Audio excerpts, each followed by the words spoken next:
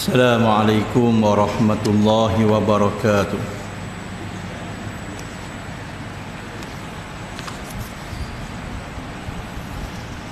Alhamdulillahi rabbil alamin. Wal 'aqibatu lil muttaqin wala 'udwana illa 'alal zalimin. Asyhadu an la ilaha illallah wahdahu la syarika lah. Wa asyhadu anna Muhammadan abduhu wa rasuluh. Allahumma salli wa sallim wa barik ala sayyidina Muhammad wa ala alihi wa sahbihi ajma'in, amma ba'd. Yang dihormati lagi dikasihi pegawai-pegawai masjid, seluruh ahli dan kuasa masjid, muslimin dan muslimat, ahli jemaah yang dihormati sekalian. Khabar semua malam ni? Alhamdulillah, bersyukur pada Allah Ta'ala pada malam 17 Rajab ini sekali lagi bersama-sama dapat beramal dengan amalan yang soleh. Ustaz mendoakan kita semua dipanjangkan umur dan limpahan kebaikan dan rezeki, diberi kejayaan dunia dan akhirat. Allah matikan kita dan husnul khatimah. Amin ya rabbal alamin.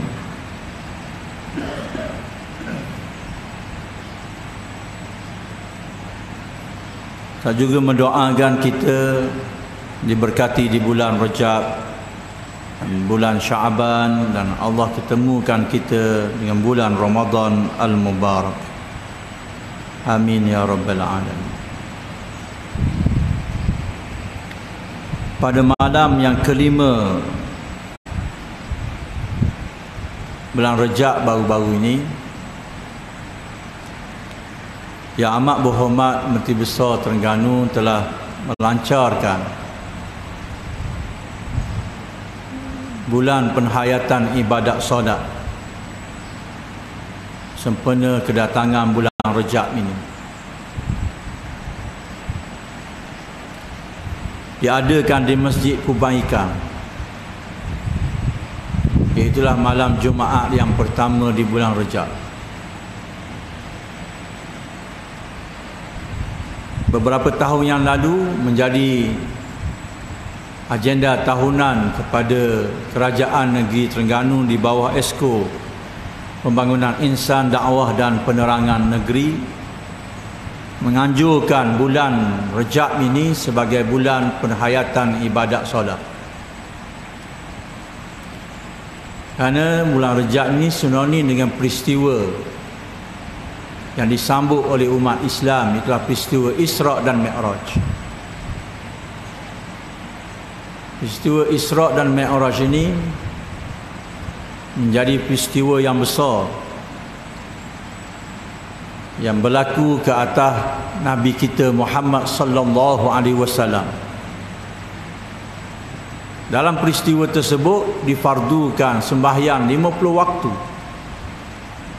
yang asalnya, dan alhamdulillah sebagaimana yang kita tahu bahawa kita difardukan sembahyang 5 waktu yang pahalanya 50 waktu yang asal. Jadi malam ini kita baca hukuman bagi orang yang meninggalkan solat. Kerana di antara tujuan untuk kita menghidupkan bulan penghayatan ibadat solat ini, supaya rakyat negeri Terengganu mendirikan solat. Betapa banyaknya masjid-masjid di negeri Terengganu, ratusan, lebih daripada 500 buah masjid. Surau pula lebih pada 1000 buah surau. InsyaAllah mudah-mudahan rakyat negeri Terengganu sebagai lapisan latar belakang pekerjaan dapat mendirikan solat. Hari ini kita dah muka Syafatil Qulub ini, hukuman bagi orang yang meninggalkan solat. Yang hadir ni solat dah, alhamdulillah. Jadi kita baca ni sebagai muhasabah pada diri kita dan ahli keluarga kita, insya-Allah.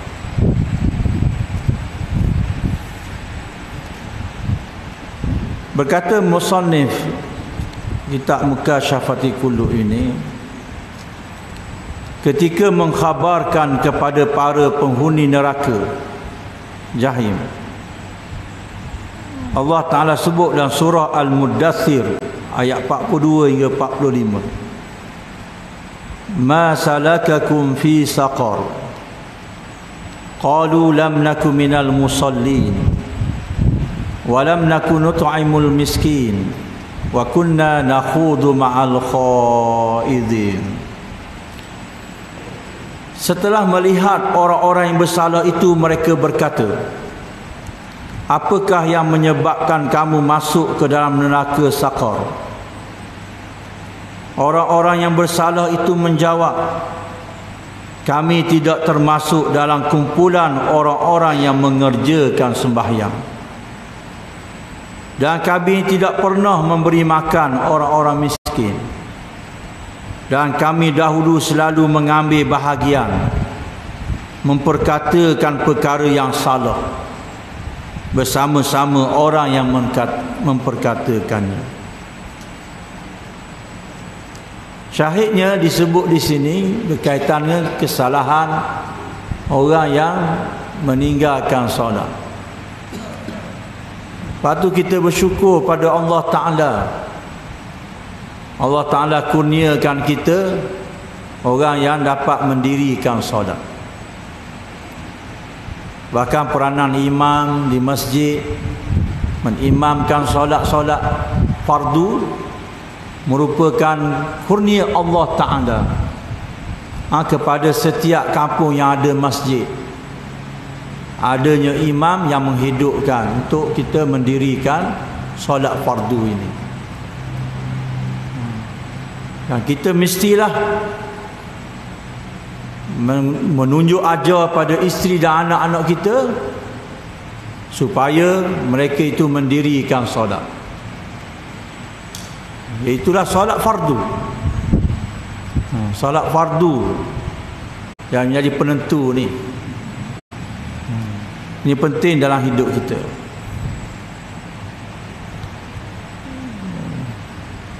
Penghuni neraka Saqar juga antara ini disebut orang yang tak beri makan orang miskin, iaitulah orang yang tak keluar zakat. Kerana harta zakat tu antaranya asnah untuk orang miskin. Apatah lagi kalau kita tak mempedulikan orang-orang miskin ini. Sebab itulah dalam asnah zakat ni ada orang miskin ini. Sebab duit yang kita simpan tu bukan untuk diri kita seorang. Dalam simpanan duit yang cukup nisab dan au itu ada duit orang lain yang mesti kita tunaikan, kita selesaikan mengikut ajaran Islam yang kita anuti ini. Yang ketiga, orang yang memperkatakan benda-benda yang salah. Mesti kita muhasabah diri supaya kita bercakap melakukan perkara yang benar. Jangan buat benda-benda yang salah. Cuma ayat ni syahid nak menyatakan bahawa mereka tidak mendirikan solat. Sebab itulah kerajaan negeri mengambil berat tentang perkara ini. Kerana menjadi tanggungjawab pemerintah memastikan rakyatnya terselamat daripada azab api neraka. Antara azab api neraka iaitu neraka Saqar. Orang yang tak semayang. Jadi kita mesti mengambil cakna benda ni untuk menyelamatkan saudara-saudara kita di negeri Terengganu Darul Iman khususnya, supaya mereka dapat mendirikan sembahyang. Kalau ada orang yang tak mendirikan sembahyang, kita selamatkan mereka, supaya mereka selamat di dunia dan di akhirat. Imam Ahmad meriwayatkan batas antara seseorang dengan kekufuran adalah meninggalkan solat. Tak semayang. Itu batas dia antara orang yang dengan iman dan kufur ni apa? Meninggalkan solat. Orang tak semayang ni macam orang kafir. Walaupun dia bukan orang kafir, tapi macam orang kafir. Jadi waktu pentingnya mendirikan solat. Solat ni tiang agama. Orang tinggal solat ni dia telah meruntuhkan agama. Sebab solat ini memberi kesan yang begitu banyak dalam kehidupan kita. Antara yang membentuk peribadi kita. Ubadah ibnu Samit berkata, kekasihku Muhammad sallallahu alaihi wasallam wasiat kepadaku. Antaranya, pertama baginda bersabda, janganlah kamu menyekutukan Allah Ta'ala dengan sesuatu apapun, walaupun kamu dipenggal, dibakar atau disalib. Ubadah bin Samit ini salah seorang nuqaba dalam peristiwa Bai'ah Aqabah sebelum hijrah Nabi sallallahu alaihi wasallam. Jadi dia sebut tentang wasiat Rasulullah. Yang pertama, jangan menyekutukan Allah. Jangan jual agama ni walaupun kamu terpaksa dibakar, dipenggal, disalib. Bagaimana Sumayyah radhiyallahu anha, muslimah yang pertama mati syahid, disula dengan apa ni, tombak tu ditikam daripada kemaluan sehingga sampai ke tekuk. Bayangkanlah. Tapi tak berganjak dengan iman yang ada. Begitu juga sahabat-sahabat yang diseksa di zaman Nabi sallallahu alaihi wasallam. Dalam kitab Riyadhus Shalihin ada menyebut tentang pengaduan Khabbab bin Al-Arat radhiyallahu anhu kepada Nabi sallallahu alaihi wasallam supaya Nabi berdoa diberi kemenangan kepada Islam, hancurkan puak-puak musyrikin. Khabbab bin Al-Arat ni seorang tukang besi. Dia diseksa oleh tuan dia. Dengan besi panah habis belakang hingga parut. Dahsyat. Lepas dia dibebaskan, dia mengadu kepada Nabi sallallahu alaihi wasallam.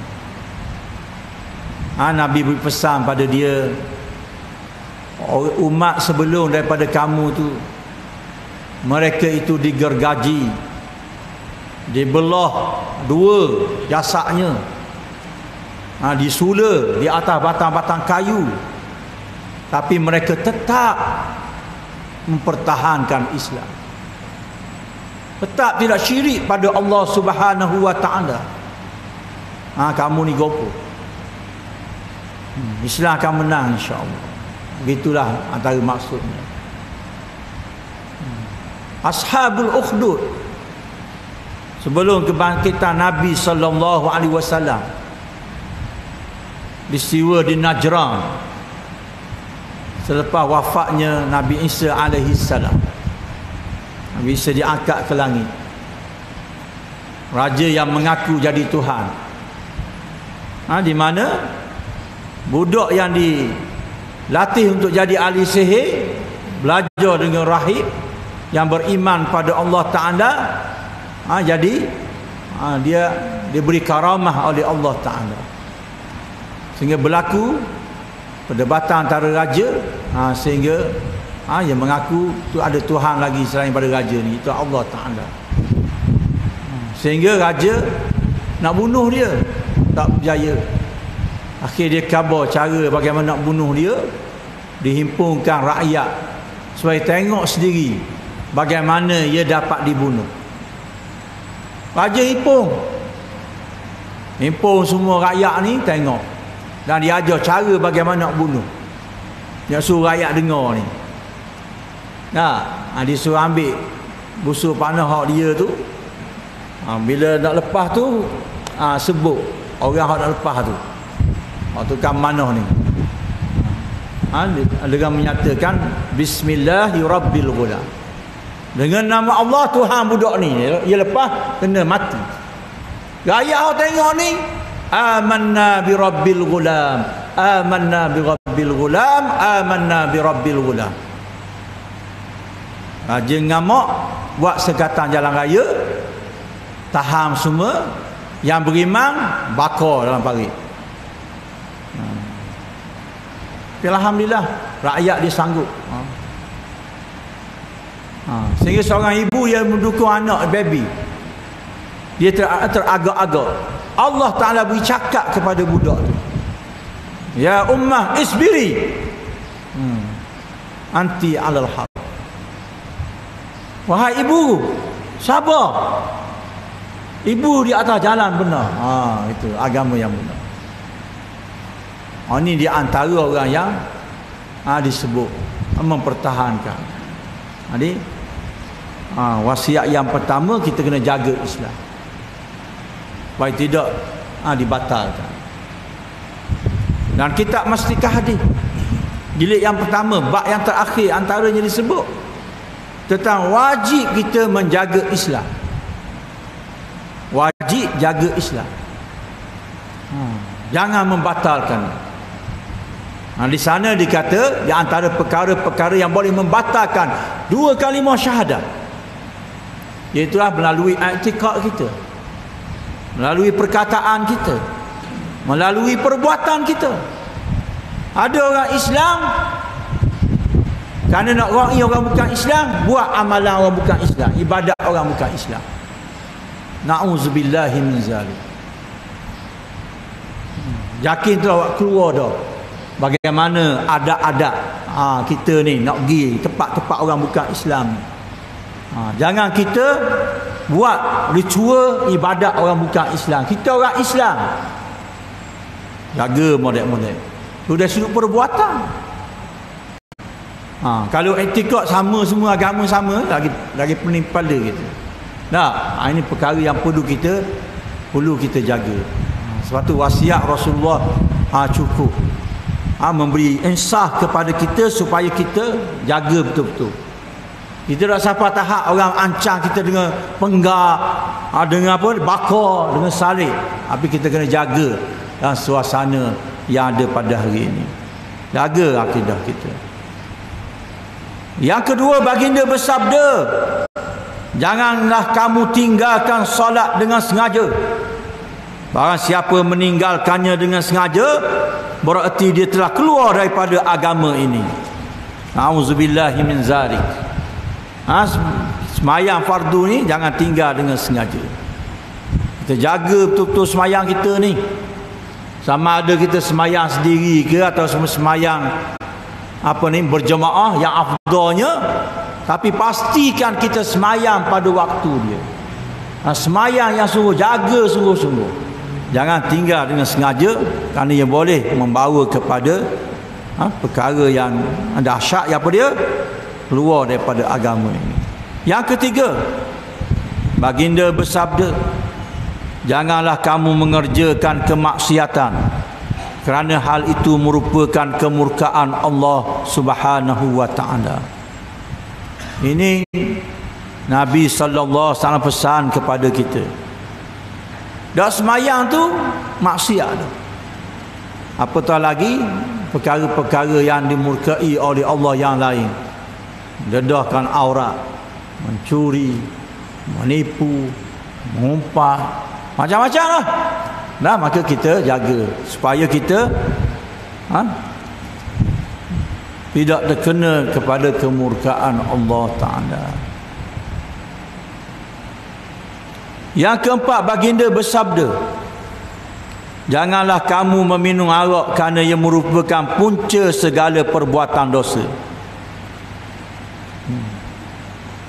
Alhamdulillah kita tak minum arak. Alhamdulillah. Kita dengar cakap Nabi SAW. Sebab arak ni ummul khaba'is, ibu segala keburukan. Sayyidina Osman pernah meriwayatkan kisah seorang abid, orang kuat ibadat. Dia dikasihi ataupun ada seorang perempuan yang cantik. Dia berkenang dengan abid ni. Jadi dia nak uji abid ni. Dia panggil abid ni atau utusan dia supaya jadi saksi. Abid ni pergi dengar jadi saksi. Sampai di rumah perempuan ni tutup pintu habis. Dia kata, aku bukan ajakmu supaya jadi saksi. Aku nak suruh mu tidur dengan aku. Kalau mu tak mau tidur, mu minum arak ataupun membunuh orang ni. Jadi abid ni tak ada pilihan, dia pilih hak ringan sekali, kata bagi dia. Apa dia? Minum arak. Lalu dia minum segelas. Mungkin sedap tu. Dia nak lagi. Minum lagi. Akhirnya mabuk. Bila mabuk, berzina dengan perempuan tersebut. Lepas berzina, anak perempuan ni tengok, dia bunuh anak perempuan ni. Itu antara kisah yang disebut dalam tafsir ayat-ayat hukum ketika membicarakan berhubung dengan pengharaman arak yang dikarang oleh kitab Syekh Ali As-Sabuni. Bahaya. Asalnya minum je, ingatkan ada benda minum ni, mabuk, berzina, mabuk, bunuh orang. Tiga-tiga perkara dosa dia buat. Mula dengan arak. Ia ummul khaba'is. At-Tabarani berkata, tidak ada keimanan bagi orang yang tidak amanah. Tidak ada solat bagi orang yang tidak bersuci. Tidak ada agama bagi orang yang tidak solat. Sesungguhnya kedudukan solat dalam agama seperti kedudukan kepala terhadap tubuh. Mana syahid nak menyatakan di sini bahawa kalau kita tak semayang ni, maknanya dia tak ada agama. Macam tubuh lah. Nak hidup macam mana? Kepala ada. Nak dipancung ke dia apa dah, kepala tak ada. Menunjukkan bahawa bagaimana beratnya semayang ni.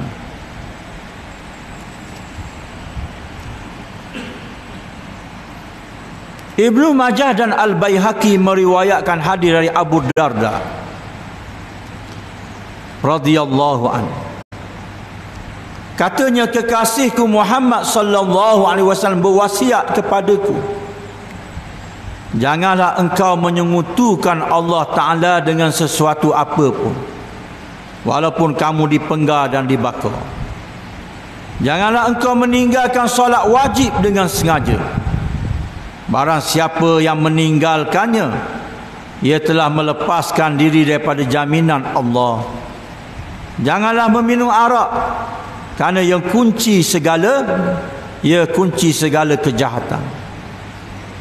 Lebih kurang riwayat daripada Ubadah bin Samit tadi, apa yang disebut oleh Nabi sallallahu alaihi wasallam. Dalam kitab Al-Mutabi'ah terdapat hadis yang meriwayatkan At-Tabarani yang merekodkan bahawa seorang lelaki datang kepada Rasulullah sallallahu alaihi wasallam.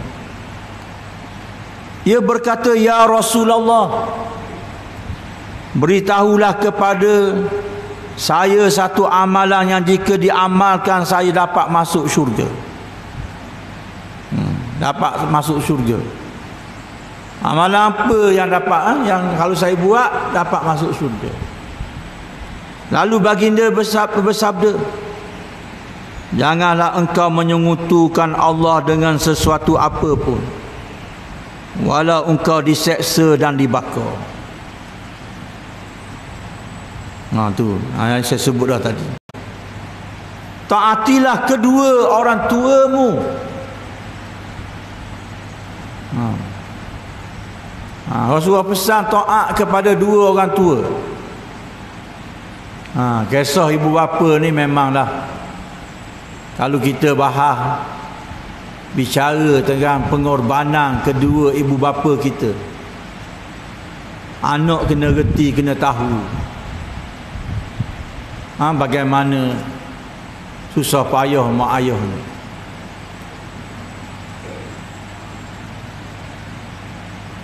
Ayah ayah kerja cari nafkah, mak mengandung. Dalam kandungan tu 9 bulan. Tiba hari nak beranak, mak ni berjuang sama ada hidup mati. Sebab ada orang beranak mati, ada orang beranak dah mati. Sama ada ibu yang mati, anak yang mati. Mana perang sungguh mak ni, korban sungguh. Walaupun payah dah, sakit dan sebagainya, tapi itulah mak kita. Payah beranak pula, menyusu pula. Menyusu 2 tahun. Bayangkanlah, ayah cari nafkah, mak ni jaga, membesar dengan comel. Kemudian atar pula tempat pendidikan, belajar. Bayangkanlah, tiba-tiba bila besar, derhaka pada kedua ibu bapa. Dahsyat. Itu derhaka dua ibu bapa ni dosa besar. Uququl walidain ni dosa besar. Dahsyat. Nabi suruh kita taat pada ibu, lepas tu baru ayah. Tapi ke ibu ni 3 kali dulu. Ulama sebut, sebab apa disebut 3 kali? Antaranya ayah, mak buat benda yang ayah tak boleh buat lah. 3 benda. Yang pertama mengandung, yang kedua beranak, yang ketiga menyusu. Lepas tu lah ulama kata mensyarahkan hadis tu, dia kata itu disebut 3 kali tu. Hikmah dia, wallahu a'lam. Tapi utamakan ibu. Tak. Dua ibu bapa ni jangan derhaka. Nabi kata, walaupun dia mengambil hartamu, lalu mengambil harta kita. Ada di kalangan kita ni, bila mati suami atau mati isteri, mak pada isteri, ayah pada isteri, oleh kerana tua dia bagi sakit. Kalau ada anak lelaki pun tak sekat ayah mak kita. Tapi aja masalah, bila mak ayah tua ni tak boleh nak cara pitih, tak reti dah, dia tak bagi. Jadi harta tu dia bagi apa dia? Mak dia 1/8, 7/8 tu yang dibagi pada asabah, anak lelaki anak perempuan. Hak ayah mak ni 1/6 tak ditiadakan. Makan harta haram. Tu yang banyak berlaku. Ni pensyarah hak dalam radio Aikin sebut, saya menakarkan saja sebab saya bukan bahagian faraid. Tapi itu yang berlaku. Bahkan ada kes ibu yang tua ni saman menantu dan cucu dia kerana tak bagi bahagian satu dia. Masuk mahkamah kan main-main. Waktulah ibu ayah ni kita kena jaga. Ada anak-anak mewah, gaji mahal, tapi tak boleh jaga mak. Dahsyat. Waktu Rasulullah pesan betul-betul kalau kita ada kedua ibu bapa, jaga betul-betul. Bahkan Allah Ta'ala sebut wala takul lahuma uff wala tanharhuma wa qul lahuma qawlan karima. Nah, jangan kata jangan tengking dia keduanya, tapi cakaplah perkataan yang baik. Qawlan layyinan, lembut pada kedua ibu bapa kita. Ni nak kena ajar ni, nak kena belajar. Supaya kita selamat. Siapa ayah kita ni kita kena hormat. Ya? Tentang kita lebih tinggi pangkat daripada ayah, lebih cerdik daripada ayah. Ayah dah belajar mana apa kita cerdik. Tiba-tiba kita sombong dengan ayah. Deraka. Jangan. Mak ayah kita ni lebih mulia. Allah Ta'ala sebut, Rasulullah pun sebut tentang perkara ni. Nasihat sahabat ni nak masuk syurga, kena jaga.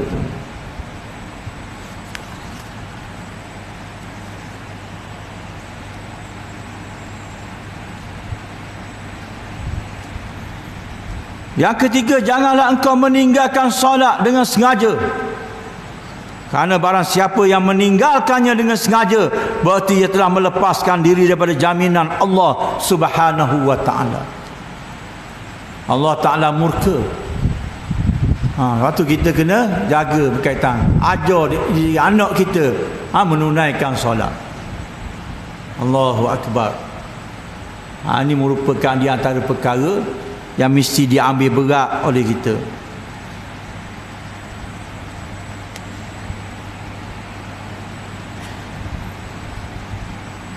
Dalam sebuah riwayat yang bersanad baik, tapi ada periwayatan yang terputus, disebutkan bahawa janganlah engkau menyekutukan Allah Ta'ala dengan sesuatu apapun, walaupun engkau dibunuh dan dibakar. Janganlah engkau menyakiti kedua orang tuamu, walaupun mereka menyuruhmu agar meninggalkan keluarga dan hartamu. Janganlah engkau meninggalkan solat wajib dengan sengaja, kerana sesiapa yang meninggalkannya dengan sengaja, ia telah keluar daripada jaminan Allah Ta'ala.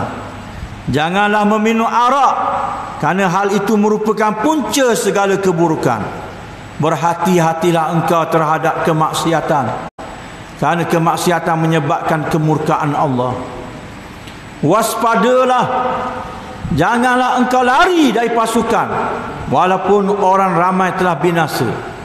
Bersikap teguhlah dan berilah nafkah kepada keluargamu daripada hasil usahamu.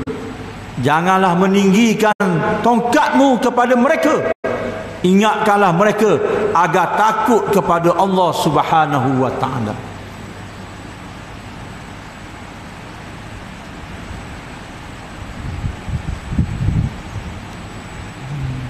Di mana antara yang disebut sebelum daripada ini yang sama, disuruh waspada, jangan lari dari medan perang. Lari daripada medan perang ni dosa besar. Yauma at-tawalli yaumaz zahfi. Kemudian beri nafkah kepada keluargamu dengan hasil usahamu. Ni nafkah ni wajib. Ya, kita yang ada, tak kira kita dah peceng ke tak peceng pun, memang nafkah pada isteri dan anak-anak, kita tengoklah. Ya, orang hak ada peceng lah. Orang muda dia kena kerja, beri nafkah. Kerana harta yang paling afdal sekali, iaitu harta kita lah, nafkah yang paling afdal kepada isteri dan anak-anak. Kemudian tarbiyah anak-anak kita, ajar dia dengan takut pada Allah Ta'ala, jangan seksa. Jangan seksa. Kita boleh pukul anak kita, tapi jangan pukul yang mendidik, bukan pukul yang mencederakan. Kalau pukul yang mencederakan, bukan, tak diajar oleh Nabi sallallahu alaihi wasallam. Kita didik, kita ajar dia, kalau pukul pun pukul yang tidak mencederakan. Ayub berkata, meninggalkan solat bererti kufur. Tidak ada perbezaan pendapat dalam hal itu. Allah Ta'ala berfirman dalam surah Maryam ayat 59 yang maksudnya, kemudian mereka digantikan oleh keturunan-keturunan yang mencuaikan sembahyang, serta menurut hawa nafsu dengan melakukan maksiat, maka mereka akan menghadapi azab dalam neraka. Tentang ayat surah Maryam ini, Ibnu Mas'ud berkata, makna mencuaikan sembahyang bukan meninggalkannya secara keseluruhan, melainkan mengakhirkan waktunya. Mencuaikan sembahyang ni maknanya mengakhirkan solat. Sedangkan Sa'id ibn Musayyab berkata, Sa'id ibn Musayyab ni kibarut tabi'in, maksudnya adalah tidak solat zuhur hingga tiba waktu asar. Waktu asar baru sembahyang zuhur. Tidak solat asar hingga tiba waktu maghrib. Tidak solat maghrib hingga tiba waktu isyak. Tidak solat isyak hingga tiba waktu subuh. Dan tidak solat subuh hingga terbit matahari. Ini orang cuai sembahyang. Jadi barang siapa yang mati sementara ia masih tetap melakukan hal itu dan tidak bertaubat, Allah Ta'ala menjanjikan baginya baghi, iaitulah sebuah jurang yang curam dan keras seksaannya dalam neraka Jahannam. Auzubillah, kita minta berlindung. Allah Ta'ala berfirman dalam surah Al-Munafiqun ayat 9, ya ayyuhalladzina amanu la tulhikum amwalukum wala auladukum an dzikrillah wa man yaf'al dzalika fa ulaika humul khasirun. Wahai orang-orang yang beriman, janganlah kamu dilalaikan oleh urusan harta benda kamu dan anak pinak kamu daripada mengingati Allah dengan menjalankan perintahnya.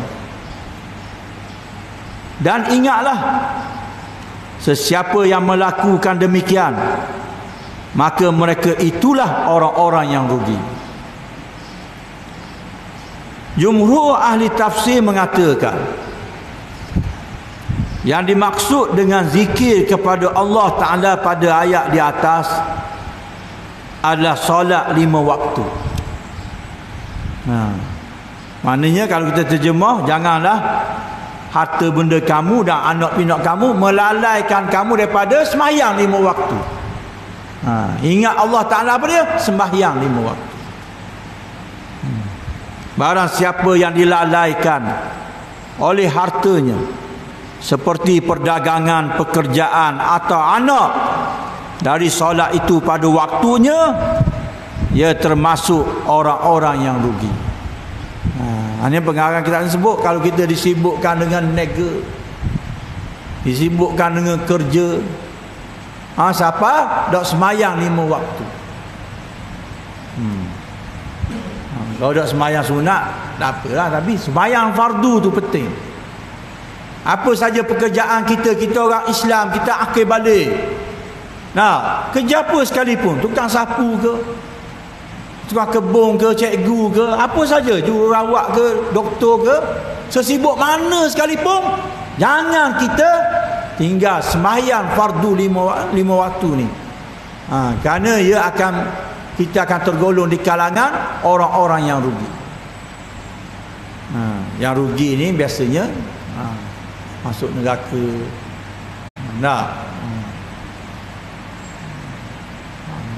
Lepas tu banyak dalam Quran sebut wa ulaika humul khasirun. Khasirun ni macam tengok ayat sebelum tu. Ayat sebelum tu ada antaranya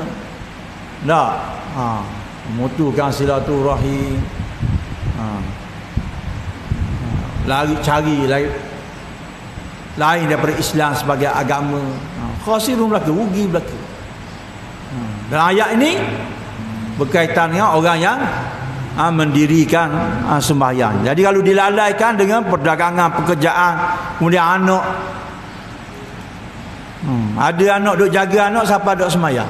Tak boleh.